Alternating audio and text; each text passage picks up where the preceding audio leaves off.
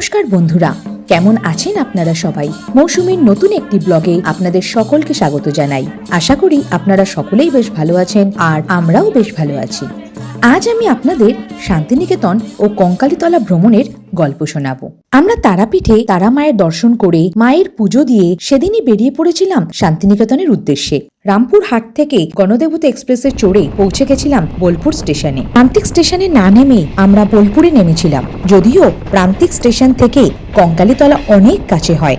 পরদিন সকালে একটা টোটো রিজার্ভ করে পৌঁছে গেছিলাম কঙ্কালীতলা। তো আমরা এখন রয়েছি কঙ্কালীতলায়। এই কঙ্কালীতলা কিন্তু আমাদের যে 51 সতীপীঠ তার অন্যতম এবং শেষ পীঠ। কেন শেষ পীঠ বলা হচ্ছে? কারণ কঙ্কালীতলা এখানে মায়ের কঙ্কাল পড়েছিল। কঙ্কাল মেইনলি যেটাকে বলা হচ্ছে কাঁখাল, মানে হচ্ছে কোমর পড়েছিল। সেটি ভগবান শিবের, নিত্যরত শিবের দেহ থেকে সর্বশেষ অংশ পড়েছিল এখানে। সেই জন্যই এটা হচ্ছে অন্যতম পীঠ এবং শেষ পীঠ।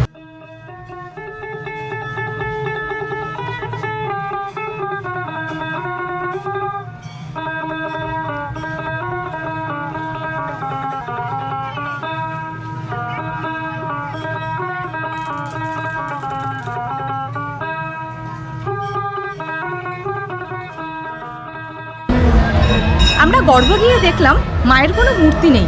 এখানে মা ছবিতে পূজিত হচ্ছেন। এখানে কিন্তু মা বিশীর্ণ চামুণ্ডা রূপে প্রতিষ্ঠিত। মায়ের যে বেদি রয়েছে সেই বেদির নিচে রয়েছে 108টি নরমুণ্ড। এটা মনে করা হয় এটা হচ্ছে সাধনা পীঠ। এখানে এসে অনেকে সাধনা করেছেন এবং সাধনায় সিদ্ধিলাভও করেছেন। সুন্দর দর্শন হলো, খুব সুন্দর পুজো হলো, দারুণ লাগলো। মন্দিরে কোনো ধাক্কাধাক্কি নেই, ভেতরে যে করছে অনেক, প্রায় 5 মিনিট তো বটেই দাঁড়িয়ে থেকে পুজো করে আসলো। এই কঙ্কালীতলে এই যে কুণ্ডটা রয়েছে মন্দিরের ঠিক পেছনে, এই কুণ্ডের ঈশান কোণে, ওই জায়গাটায় ঈশান কোণে মায়ের কঙ্কাল বা কাঁখাল পড়েছিল। বলা হয় যে এই কুণ্ডেই নাকি মা প্রস্তরীভূত অবস্থায় রাখা আছে এবং সেই সাথে রয়েছে আরও 5টি ছোট ছোট প্রস্তরীখণ্ড, যা শিবলিঙ্গ বা পঞ্চ শিবলিঙ্গ রূপে পরিচিত রয়েছে। এবং মনে করা হয় এই কুণ্ডের সাথে, এই কুণ্ডের জল নাকি কখনো শুকায় না। এটা তো রাঢ়ভূমি, বঙ্গভূমি, বীরভূম এলাকা, এখানে তো প্রচুর রুখা শুকা অঞ্চল। এই অঞ্চলে অন্যান্য পুকুরটুকু সব শুকিয়ে যায়, কিন্তু এই কুণ্ডের জল নাকি কখনো শুকায় না, বা বর্ষাকালে যখন সব জায়গায় ওভারফ্লো হয়ে যায় সেই কুণ্ডে জলও নাকি কখনো উপচিয়ে পড়ে না। এই জল যে সব সময় নাকি একই রকম উচ্চতায় থাকে, আর এই কুণ্ডের জল নাকি খুব পবিত্র বলে মনে করা হয়। দেখুন, এখানে কেউ স্নান করে না, কিছু করে না, অত্যন্ত ভাবে রয়েছে, সবাই মাথায় দেয়। অনেকে নাকি এই জল পানও করেন, মনে করেন যে এই জল পান করলে নাকি অনেক রকমের ঔষধি গুণ রয়েছে।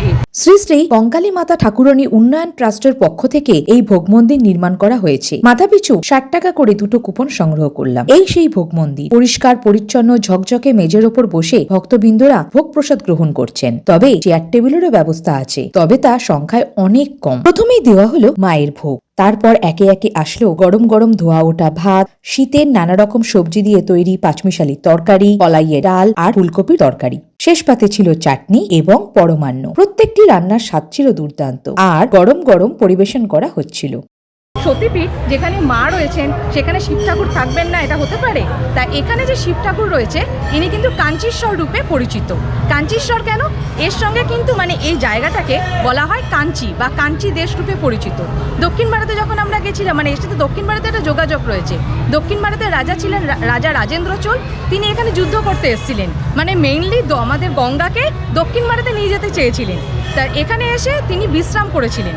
তো যুদ্ধের পর সন্ধ্যেবেলায় তাঁবু ফেলেছিলেন এবং এখানে তিনি শিবলিঙ্গ স্থাপন করেছিলেন। তো তার দ্বারা শিবলিঙ্গ স্থাপিত হয়েছিল বলে এই শিবলিঙ্গ কাঞ্চীশ্বর শিবলিঙ্গ রূপে পূজিত হয়। এখন আমরা চলে এসেছি রুরু ভৈরবের মন্দির।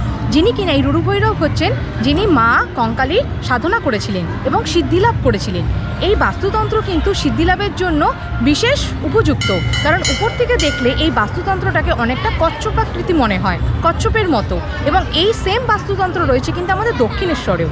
তা এখানে সাধনার জন্য খুব উপযুক্ত স্থান। বর্তমানে তো এত লোকজন আসছে, কিন্তু আগে কিন্তু এত লোকজন আসতো না। এখানে প্রচুর গাছপালা ছিল, গাছপালা কেটে এখন একটু ফাঁকা ফাঁকা হয়েছে, এখন মন্দিরে প্রচুর ভিড় হচ্ছে। আগে কিন্তু এখানে ঘন জঙ্গল ছিল, আর ঘন জঙ্গলের মধ্যে ছিল এই মা কঙ্কালীর মন্দির। এখানে মায়ের একজন ভৈরব আছেন, তার নাম হচ্ছে রুরু ভৈরব।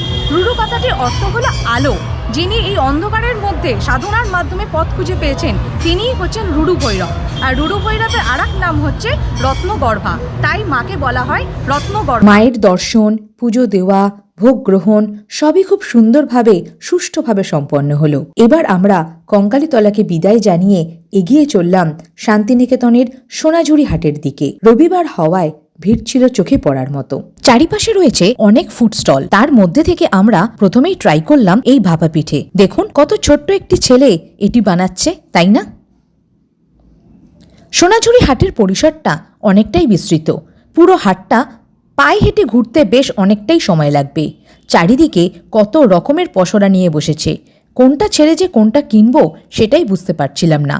লেডিস ব্যাগ, বিছানার চাদর, জামা কাপড়, শাড়ি, পাঞ্জাবি, কানের দুল, বেলুনি, রান্নাঘরের টুকিটাকি জিনিস কি নেই সেখানে। কুর্তি, পাঞ্জাবি, চাদর, ঘর সাজাবার টুকিটাকি এই সব কিনেছিলাম। আরও কিছু কেনার ইচ্ছে ছিল, কিন্তু কিনলেই তো হবে না, তাকে বয়ে তো বাড়ি পর্যন্ত নিয়ে আসতে হবে, তাই না?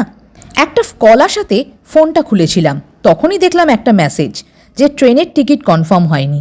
মাথায় তো হাত, কিভাবে বাড়ি ফিরবো আজ? এতটা পথ জেনারেলে কিভাবেই বা যাব?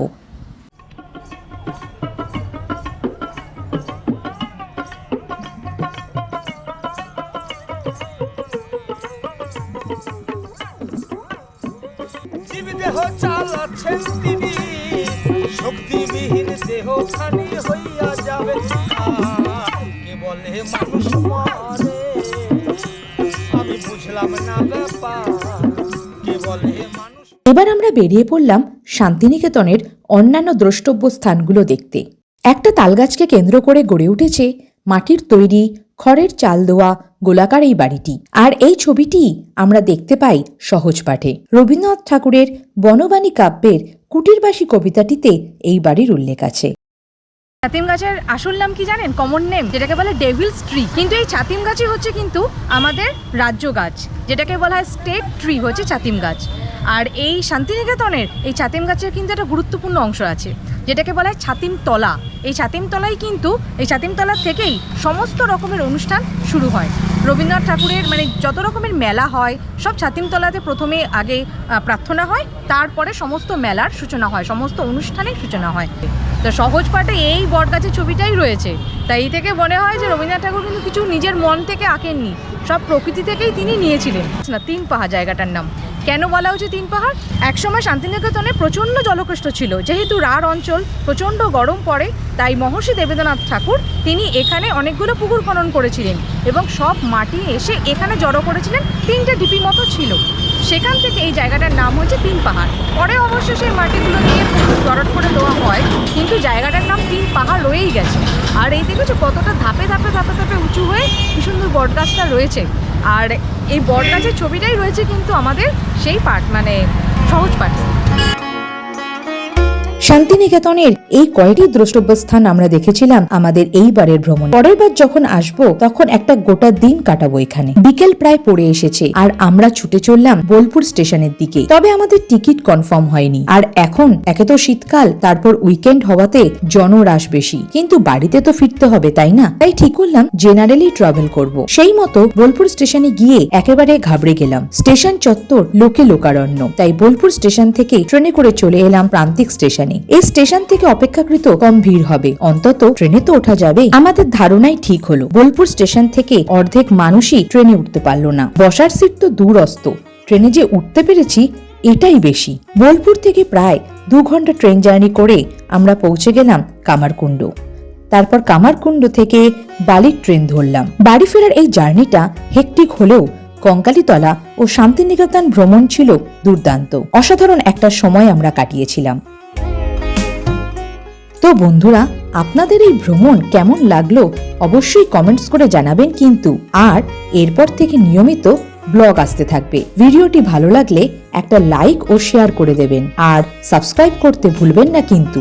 আপনাদের এই কমেন্টসগুলো কিন্তু আমাকে এগিয়ে নিয়ে যেতে সাহায্য করবে। সকলে খুব ভালো থাকবেন, সুস্থ থাকবেন আর দেখতে থাকবেন মৌসুমী জলছবির নতুন নতুন ব্লগগুলো। দেখা হচ্ছে নতুন একটি ব্লগে। ধন্যবাদ।